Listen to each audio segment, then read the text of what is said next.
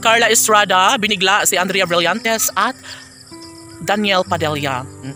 Siyempre lahat naman ay may mga pagbabago. Of course, sabi nga nila na one day ay matatanggap rin ni Carla Estrada ang pagmamahalan ni Daniel Padilla at Andrea Brillantes. So marami ngayon ang nagtatanong kung tuluyan na nga bang kakalimutan ni Carla Estrada ang pagmamahalan ni Catherine Bernardo at Daniel Padilla.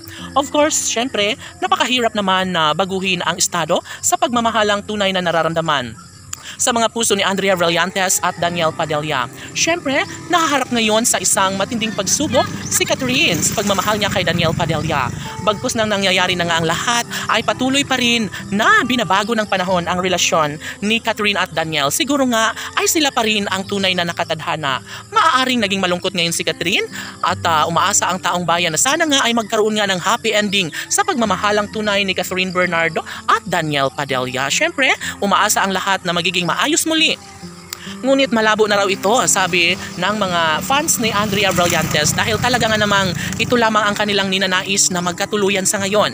Yes, habang buhay na umano na magiging happy ang puso ni Andrea Brillantes sa pagmamahal ng gwapong aktor na si Daniel Padilla.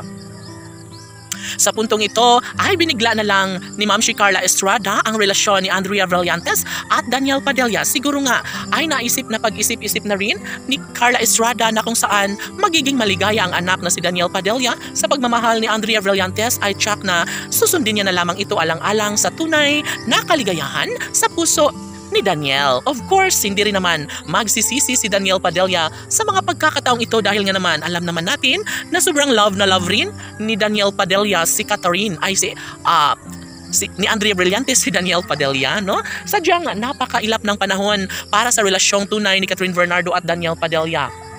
Ngayon na maaaring maisakatuparan ng isang pagkakataon na sana'y maikasal na nga sana si Catherine at Daniel, ay nangyayari pa rin ang mga pagbabago tungo sa kanilang paghihiwalay na talaga nga namang hindi katanggap-tanggap sa lahat.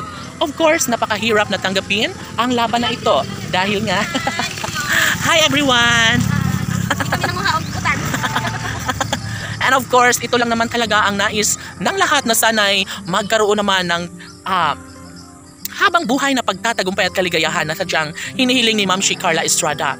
Of course, ito na nga ang sinabi ng lahat na kung kayang baguhin, no, ni Catherine Bernardo ang kanilang relasyon ni Daniel Padilla, ay posible pa rin naman na mangyayari na magkaroon ng kaligayahan na panghabang buhay, na kahit bigo man si Catherine Bernardo sa kanyang pagmamahal kay Daniel Padilla, ay maaari pa rin naman siyang makatagpo ng higit sa pagmamahal ni Daniel Padilla. Sana nga ay magiging happy na lang forever si Catherine sa piling ng lalaking bago niyang mamahalin habang buhay laban.